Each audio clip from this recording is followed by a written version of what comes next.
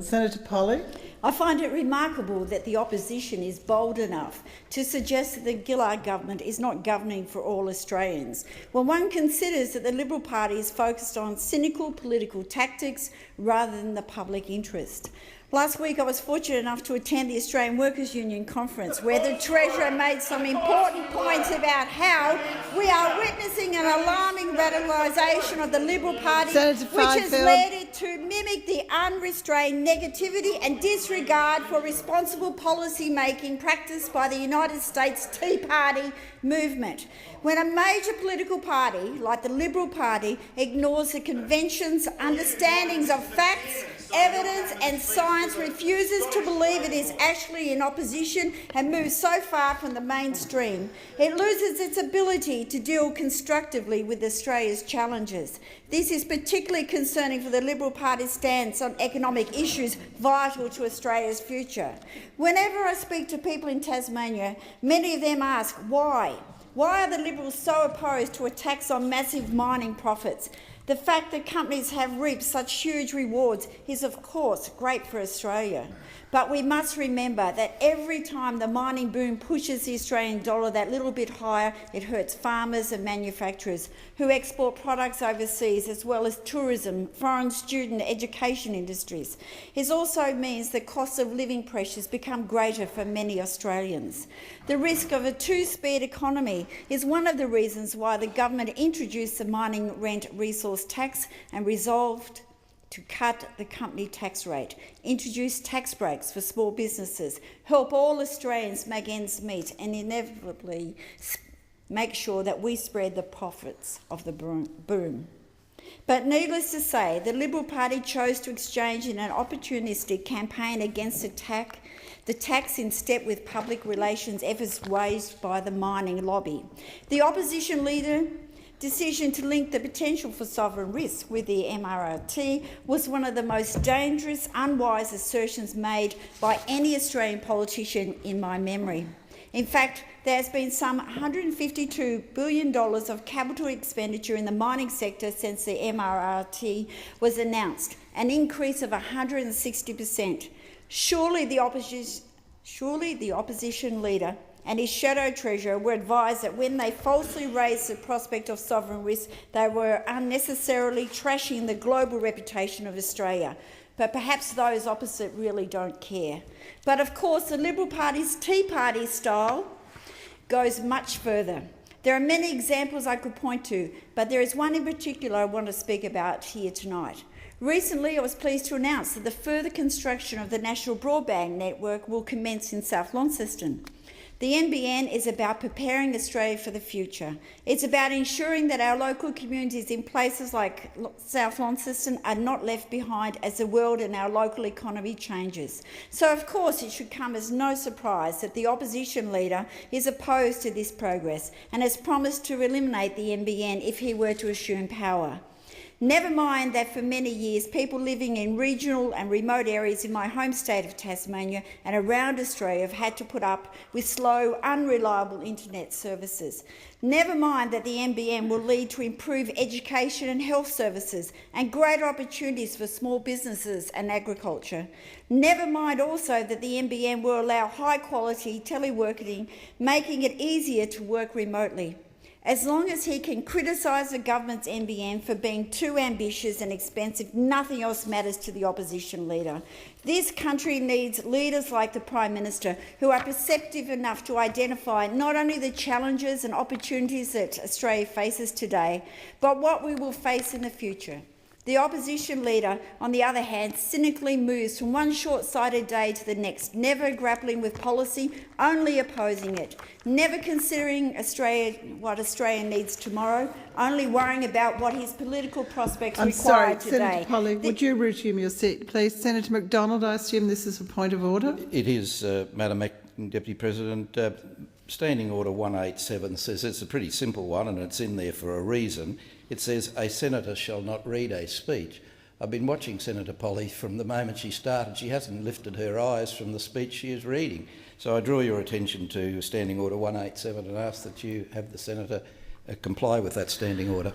Thank you, Senator McDonald. There is a certain amount of latitude given here, and I'm sure that Senator Polley will note your comment. It is not a point of order. Senator Polley. Madam Acting Deputy President, this country needs development in infrastructure. It needs leaders that embrace new technologies that will enable our economy to grow and prosper to benefit all Australians.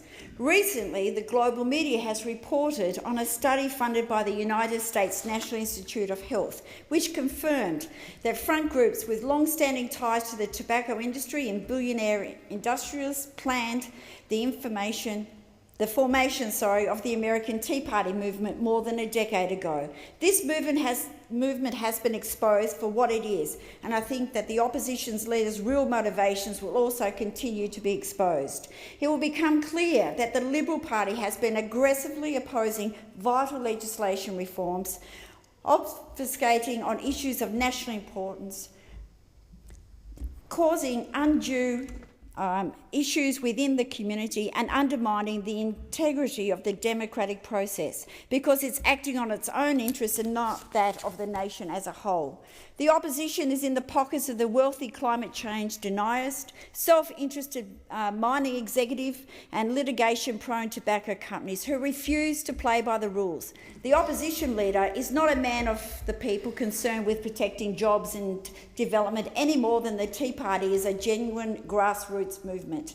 His party is not interested in governing for all Australians. It's imperative that Australians consider the real motivations for the direction in which the opposition leader has taken the Liberal Party. So consider his initial opposition to the tobacco plain packaging reforms encapsulated in the following comment, and I quote, "I don't like smoking any more than the next person, but overwhelmingly these are some of the least privileged, less well-off people in our community," end quote. Then consider that he made his remarks at a time when 97% of the British American Tobacco's political donations worldwide went to the Liberal Party and the National Parties. If elected, Mr Abbott will govern for big tobacco, not for Australians, not for all Australians. Then consider his opposition to the mining rent resource tax on the basis that he would not support another great big new tax that threatened jobs.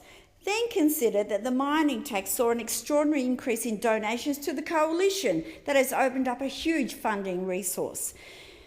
He is leading his party, and he will, as we know, if he was ever to assume the government benches, that he will be governing for the mining royalty, not for all Australians. Governments should be held to account for decisions made, policies pursued and legislation passed. Our democratic process depends on it, but the process begins to crack and fail when an opposition like the Liberal Party oppose every measure to stall progress, halt momentum and cynically exploit simple mantras like great big new tax without putting forward any new ideas for how to ensure Australia's future prosperity and safety. I believe this country deserves better. I believe this country deserves better than an opposition that pursues radical Tea Party-style political tactics at the expense of informed debate.